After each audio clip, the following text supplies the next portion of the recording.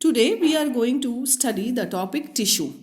Children, you have read about cells in earlier classes and even in the last chapter. So, first comes what is a tissue? It is a group of cells with similar structure working together for a specific function. Now, why there is a need of tissue? Children, you know that in higher organism or in complex organism or in multicellular organisms like plants and animals, cell alone cannot do all the work assigned by the body because they are not in direct contact with the environment. So, cell group together to form tissues and then they go for specific function and make all the work of the body possible in higher organisms. Now tissues. Tissues are of two types: plant tissue, animal tissue. First, we will see what is a plant tissue and what are the different types of plant tissue. Now, plant tissue is of two types: meristematic and permanent. We will study first what is meristematic tissue and its type. Now, meristematic tissues, meristematic means always dividing. This is the speciality of these tissues, that the cells of these tissues divides continuously. Okay, so these meristems give rise to various tissues and organs of a plant and are responsible for growth. Now see how the cells of these meristematic tissues are, because this is also made up of many cells. Now the cells present in the meristematic tissues are small and they have thin wall, they have large nucleus, and the vacuoles are either small or they don't have vacuoles, and there is no intercellular space. Now let us come to the types. The first type of meristematic tissue is apical. Apical meristematic tissue. Now see the location. It is present at the tips of stem and roots because as I told you, meristematic tissues are present where the cells are dividing. So generally they are present in the growing regions of the plant, and the growing regions of the plant are the tip of the roots and the shoots. So this apical meristematic tissue is present in the tips of root and stem. So the function obviously is growth and increase in the length at the tips. The second, intercalary. The second is intercalary meristematic tissue. See the location? The location is near the nodes. Nodes, children, these are the place in the branches of a tree from where the leaves arise. Okay, so they are present near the nodes. So obviously the function is increase in the length of nodes and growth of leaves. The third type is lateral meristem. Okay, so now lateral meristem. The location, sides of stem and roots. It is present at the sides of stem and root. Similarly, the function is in the growth of the sides of stem and roots. Now we can very easily see this through the diagram. See, this is the diagram of a meristematic tissue. If you see the end part or the tip of a root or the shoot, the tissues which are present at the tip, the meristematic tissue present at the tip, are called apical meristematic tissue. Just now, as I told you, at the apex. Apex means at the top. The second, as you can see, is intercalary. These are the nodes I have shown you. These are the nodes, the places where leaves arises. So these intercalary meristematic tissues are present at the nodal region, nodes. The third is the lateral. Lateral means sideways, as I told you. So these cells are present at the side of the stem and roots, and they help in the growth of lateral, lateral growth, that is growth in the width. Okay, so this is apical, intercalary and the lateral meristematic. I have shown you through this diagram their location. Okay, functions I have told you. Now this is what is meristematic tissue. Now we come to permanent tissue. Permanent tissue again is of two types: simple and complex. Now first you see simple. I have written here simple permanent tissue made of similar cells.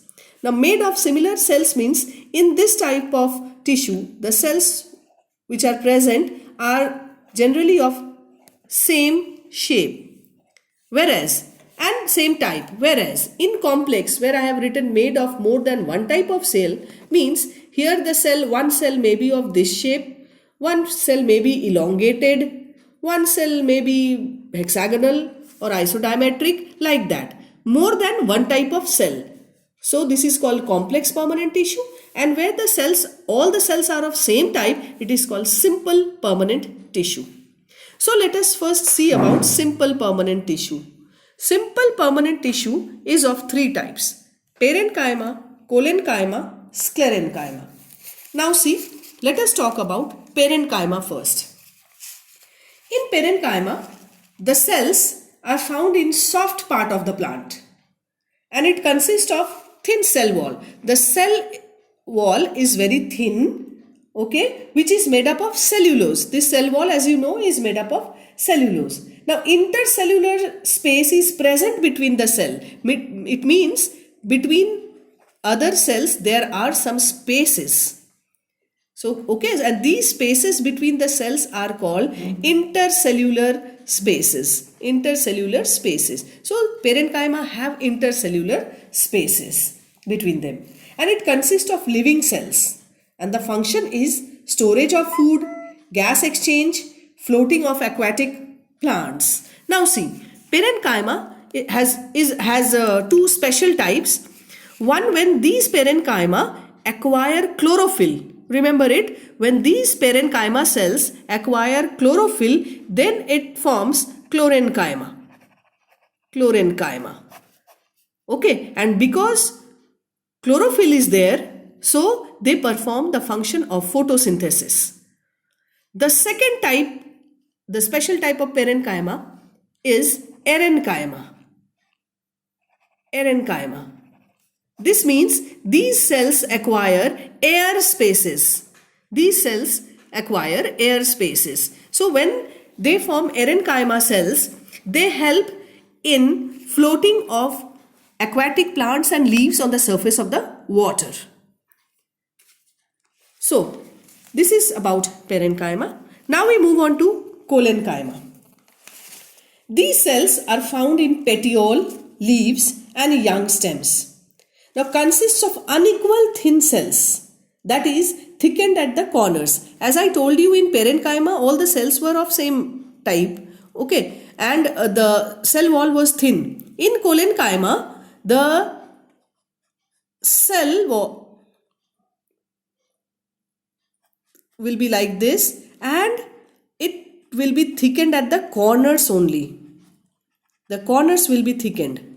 Rest all is made up of cellulose, but the corners will be thickened, and this thickening is due to the formation of a chemical by the plants called pectin. Because of this the corners are thickened and rest of the cell is made up of cellulose. Now in between the cells the space is very little space between the cells, and it also consists of living cells. Now the function is to provide mechanical support and flexibility. Flexibility means, you know, when we pluck flowers or pluck fruits from the flowers, we just pull the branches down, pluck the flowers and the fruit and leave it. The branch again go back to its position. And this is happening because they can bend, and this bending is because of flexibility of the branch, and this flexibility is provided by this collenchyma.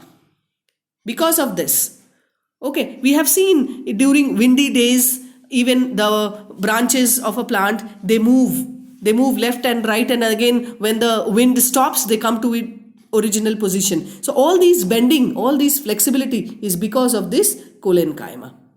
Now finally, the third type of simple parenchyma tissue is sclerenchyma. Sclerenchyma, somewhat elongated cells, okay, and the complete wall is thick. In sclerenchyma, the complete wall is thick and with no intercellular spaces. So these cells are found in mature parts of the plant, consist of thick and rigid cell wall, and this thickness is due to the lignin. It is again a chemical secreted by the cell which makes it thick. This is due to lignin. No intercellular spaces, as I said. And very special thing is that these cells are made of, these cells consist of dead cells at maturity. So their function will be to provide mechanical support and protection. And then generally these cells, are found in the hard regions of the plant, like the covering of seed coat, the bark, those areas. Even, the fibers of the coconut are made of sclerenchyma cell. So as we have seen, simple permanent tissue is of three types: parenchyma, collenchyma and sclerenchyma. Now we move on to complex permanent tissue. Complex permanent tissue is now of two types: xylem and phloem. Okay. Now these two, xylem and phloem, are also known as conducting tissue or vascular tissue. Okay, because I told you that it is made up of more than one type of cells, so we will see what are the different types or what are the subunits of xylem. So it is made up of tracheids, vessels, xylem parenchyma and xylem fiber. These are the four components of xylem. Now these, as you know, tracheids, vessels, they all form tube-like structure. They arrange themselves one above the other and form tube-like structure. That tube-like structure is completely arranged throughout the plant body, and this xylem is helpful for transport of water and minerals from roots to different parts of the plant. And number second is, this transport in xylem is unidirectional. It is from roots to different parts of the plant, so it is unidirectional. Next, phloem. Phloem, it helps in the conduction of food, prepared food from leaves to different parts of the plant. So it also helps in transport. Now, the components of phloem are sieve tubes, companion cell, phloem parenchyma and phloem fibers. This also have four components. And here the movement of substances, that is food, is bidirectional because it can move upward also, it has to move downward also. So it is bidirectional because it has to send food to all different parts of the plant. So just a quick revision. Permanent tissues are of two types: simple, complex. Simple is of three types: parenchyma, collenchyma, sclerenchyma. Complex is of two types: xylem, phloem.